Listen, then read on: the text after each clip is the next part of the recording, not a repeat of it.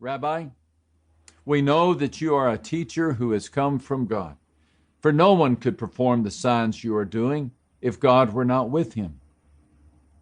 Now, there's a lot we don't know about this conversation.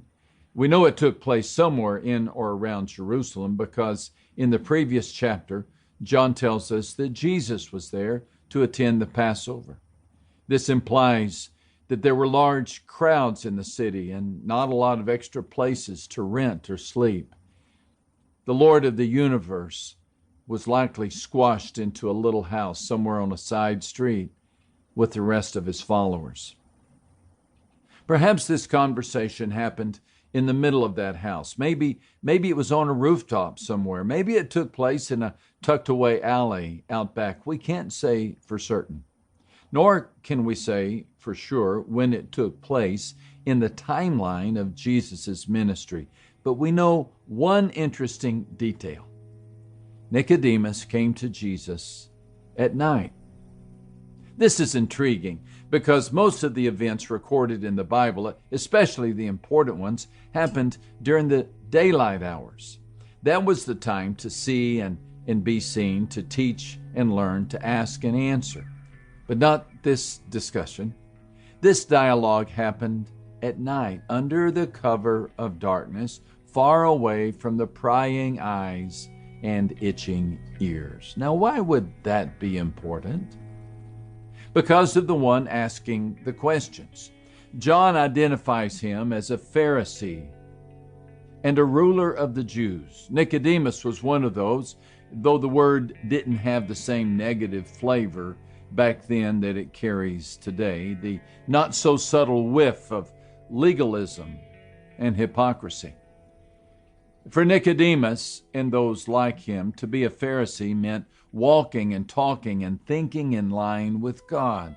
It meant discussing God, seeking how to reach him and please him and appease him, debating, pondering, and solving puzzles, resolving dilemmas about sandal tying on the Sabbath, feeding people who won't work, divorcing wives, dishonoring parents.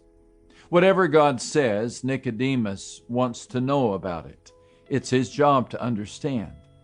He has studied the law. He's a holy man who leads God's holy people. His name appears on the elite list of Torah scholars. He has dedicated his life to the law. He occupies one of the 71 seats of the Judean Supreme Court. He has credentials. He has clout. And he has questions. Questions for Christ. Nicodemus has heard the rumors about this Galilean crowd stopper, the backwater teacher who lacks diplomas yet attracts people, the upstart rabbi who has ample time for the happy hour crowd but little patience for the clergy and the holy upper crust. Some say he banishes demons. Others claim he forgives sin. Nicodemus himself had witnessed the moment just a few days before when Jesus purified the temple. He saw the righteous fury of the man, the braided whip and the flying doves. "Stop turning my Father's house into a market," he had erupted. And by the time the dust settled and the coins landed, the hustling clerics were running a background check on him. The man from Nazareth won no favor in the temple that day. All of which explains why Nicodemus came to Jesus at night. He didn't want his colleagues to know about the meeting. After all, they wouldn't understand.